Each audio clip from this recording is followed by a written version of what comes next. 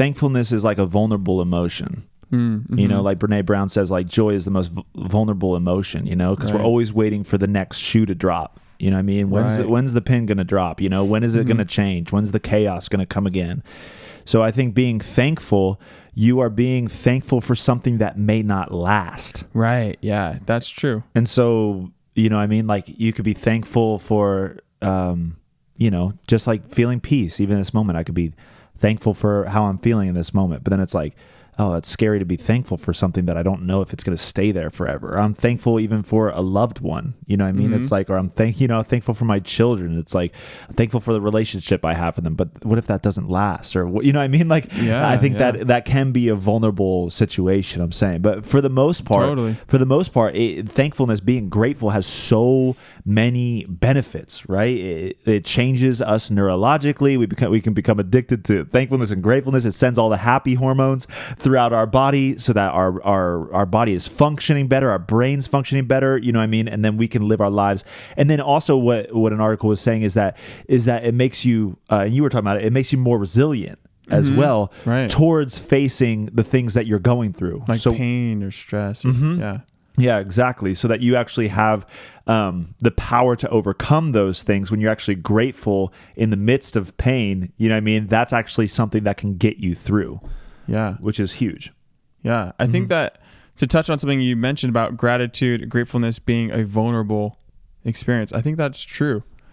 And Brene Brown uses a phrase called foreboding joy. When we're experiencing joy, we have this feeling of, what if it's gone all of a sudden, you know? And that keeps us from actually enjoying the thing that's right there. So she's talking about how she had this moment of totally loving and appreciating her daughter. Then all this fear comes in of what if something bad happens to her. Oh, yeah. She was talking about like, you're looking at your daughter and you're thinking like, oh, I couldn't love anything more. And then simultaneously you're experiencing, oh my gosh, it's like the most dreadful thing. I could lose this person. Right. And that took her out of appreciating in that moment. Right. Right. Because then she was no longer in a place of gratitude and gratefulness and loving of her daughter. She was now in a place of fear. Right. Yeah, and, exactly. Worrying that it was going to be lost. And so gratitude, I think can lead to a place of that, right? Because when we're grateful for something, we could have the fear that comes in that says, well, what if we don't have it? But I think that where gratitude really sets in is when we think, well, I have it right now. And I'm thankful for that. Right. I'm grateful for having it right now. Right. Even if the peace doesn't stay. Right. I'm grateful that I'm experiencing peace in this moment. Right. And I think that can even help dissipate the fear that it's going to leave.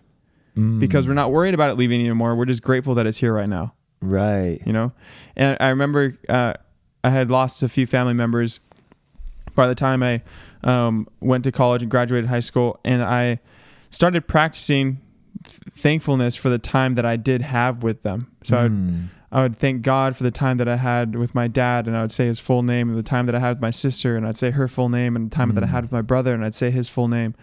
And then I would thank God for the time that I have right now and the time that I have had with the people in my life. Wow. Up to this point, I'm thankful.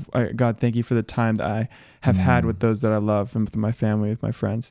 Without thinking about the future, just thinking about what has happened so far. Right. And being grateful for what was. Right. And the time that I did have with them before they passed.